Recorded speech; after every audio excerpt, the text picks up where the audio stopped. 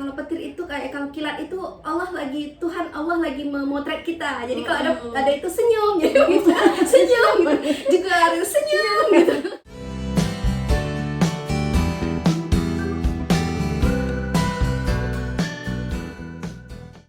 Halo, assalamualaikum. Ketemu lagi di Mom's Talk. Nah, ini ada kembaranku. Kembarannya. Kalau yang pernah ketemu aku terus ngelihat beliau ini pasti ngerasa kok mirip banget ya gitu. Nah, ini kakakku yang kedua. Nah, kita pengen ngobrol-ngobrol sedikit. Kok kenapa sih aku bawa kakak nih, ada nepotisme nih. Tapi enggak, karena memang aku agak kalau boleh dibilang agak kaget sebenarnya. Nah, kemarin kan itu ponakanku gitu ya, mungkin yang lihat di WA statusku atau IG story, melihat ponakanku itu ikut genre Riau ya. Iya. Nah, dan alhamdulillah ponakanku itu menang runner up gitu ya. Nah, aku kepengen tahu nih pola asuhnya gimana, karena gini loh, ponakanku itu dulu ya waktu remaja, aku ngeliat tuh beda banget, agak-agak mager gitu ya. Nah, dan sekarang loh kok beda banget. Nah, bahkan ayah juga bilang loh, kok Mbak Disa beda banget ya sekarang. Nah, kira-kira nih value apa sih yang dari kecil kita tanamkan ke anak-anak? Karena kan nggak itu semua nggak langsung terjadi, dia nggak langsung bisa ngomong di depan kamera, nggak langsung bisa berubah. Memang aku lihat Disa itu anaknya cukup pintar, tetapi kan memupuk percaya diri itu nggak semudah itu. Mana lagi ya, kalau mungkin ada yang belum tahu, ponakanku itu masuk sekolah cepat, jangan ditiru ya guys ya. Aku cukup aku sebenarnya agak menentang saat itu, karena memang kalau boleh dibilang persentase berhasil dengan tidak berhasil yang akselerasi atau masuk sekolah dengan usia cepat itu banyak yang tidak bagus ya efeknya. Tapi alhamdulillah memang Disa dulu sempat flat ya. Tapi sekarang alhamdulillah udah mulai naik lagi gitu. Nah, itu tuh kan membesarkan anak di usia temen-temennya yang udah gede, dia masih usianya kecil. Nah, itu tuh kan challenge banget. Nah, gimana tuh? Boleh cerita nggak ketika Disa waktu kecil? Waktu kecil ya, sebetulnya betul seperti yang Bunda Rika bilang, itu kecelakaan. Kita sama sekali nggak ada niat memasukkan dia cepat. Cuma memang waktu itu keadaan ya. Jadi waktu itu saya kerja di rumah sakit. Saya kan nakes ya, saya dokter. Waktu itu saya pegang ICU. Jadi saya waktu itu kita masih di kota lah, di kampung lah istilahnya, di kota kabupaten. Jadi saya pegang ICU. Kebetulan waktu itu Mbak Disa ini adalah masuk usia untuk masuk TK. Nah, masuk TK, cuma saya itu nggak ada waktu karena memang tau lah sedang libur juga, ditelepon ya. Diteleponin. Waktu itu dia kalau nggak salah sebetulnya bukan langsung TK, sebelum TK itu playgroup ya, maksudnya kan dia masuk playgroup. Cuma karena memang nggak ada waktu, akhirnya nggak jadi masuk playgroup. Saya cuma mengajarkan di rumah bagaimana caranya membaca, bukan membaca sih, saya nggak ngajarin membaca, pengenalan huruf, pengenalan warna. Jadi saya membuat semacam TK di rumah. Nah, saya beli kerincingan gitu. Jadi seolah-olah saya jadi gurunya. Wah, keren ya. Contohnya misalnya saya membaca buku gitu. Bagaimana cara setiap masa pertumbuhan anak tuh saya punya catatannya, jadi punya diary. Dari mulai guys, kalau perlu tahu ya, kakak saya ini punya catatan tuh lengkap sekali. Dari mulai hamil. Dari mulai hamil. Jadi tahapan perkembangannya tuh memang didetail banget, kenaikan berat badan anak itu berapa, kata pertama, benar-benar lengkap banget, dan itu perlu ditiru sebenarnya. Kata pertama apa? Saya masih ingat bagaimana cara dia berdoa. Jadi berdoa yang pertama kali itu lucunya, dia nggak mau gini, dia berdoanya gini. Kenapa gini? Jadi saya tanya kenapa gini? kalau gini mah dapatnya dikit, kalau gini dapatnya banyak. Pintar. Nah, jadi memang ada tahap-tahapnya dan saya selalu membaca bagaimana caranya, gimana anak kalau kesulitan makan, waktu itu adiknya gimana kalau dia alergi. Jadi saya tahu ada catatan alerginya apa saja. Jadi kalau saya lagi sibuk atau apa, saya bisa pas nitipin sama eyangnya ada catatannya. Jadi nggak boleh makan ini. Nah, lengkap di situ. Jadi eyangnya tinggal baca, oh ini gitu. Jadi sama pengasuhnya juga begitu. Nah, jadi pengasuhnya juga tinggal lihat buku catatannya apa. Jadi kalau ada perkembangan baru, nanti pengasuhnya ngasih tahu, ibu tadi giginya udah copot. Jadi kan ada gambar gigi tuh saya fotokopi, saya rekam. Nah itu ya itu salah satu ininya. Dia mengatasi dia ketakutannya bagaimana, misalnya takut sama hujan atau apa. Jadi saya baca takut sama petir atau apa. Jadi saya nggak bilang itu petir gitu, enggak.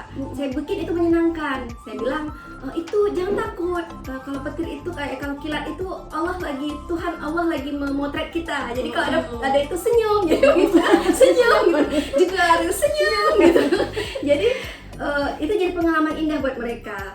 Paling mereka bilang, oh mama dulu nipu, masa Allah memotret kita itu kita disuruh senyum. Jadi sama sekali nggak nangis. Jadi kalau mati lampu, anak-anak malah senang. Karena waktu mati lampu kita bikin permainan. Permainan apa? Jadi kalau mati lampu, biasanya anak-anak mati lampu, anak-anak hore mati lampu malah senang. Nah gitu. Nah balik lagi ke masalah TK ini, karena saya sibuk atau apa, jadi saya lah yang membuat segala macam, menjadikan rumah itu semacam TK, semacam playgroup di rumah. Saya fotokopi gambar binatang, saya laminating, terus huruf-huruf juga nggak harus mahal. Saya sama sekali nggak suka membelikan permainan-permainan yang mahal, yang penting edukasi buat saya. Jadi permainan edukasi yang merangsang perkembangan anak, mulai dari itu warna atau apa, saya berikan Play-Doh kayak gitu. Terus saya ingat waktu saya masih TK, pelepah pisang itu dipotong-potong dikasih warna. Jadi di rumah itu ada perla besar, perla atau plastik besar khusus tempat dia bermain. Mulai dari lem kanji yang saya kasih warna. Nah, terus manik-manik atau apa. Kalau dia melatih motoriknya, salah satu saya beli kismis. Nah, dia kan kadang-kadang suka mengganggu saya sedang bekerja atau apa. Jadi saya belikan kismis. Jadi saya kasih tusuk gigi, saya kasih di mangkok. Dia nggak boleh makan kismisnya dengan begini. Jadi tusuk gigi ditusuk. Nah, jadi lama. Aduh, masya Allah ya, ibu-ibu bekerja. Apa catatannya ada sekarang di biasa bisa dilihat. Nah, buat ibu-ibu bekerja, biasanya kan kita suka titip anak, udah titip aja, tapi ini beserta catatannya tuh lengkap, makanan yang nggak boleh apa, ini nggak boleh apa. Jadi tuh penjaganya tuh seperti punya panduannya. Karena saya menganggap ini tidak bisa terulang lagi.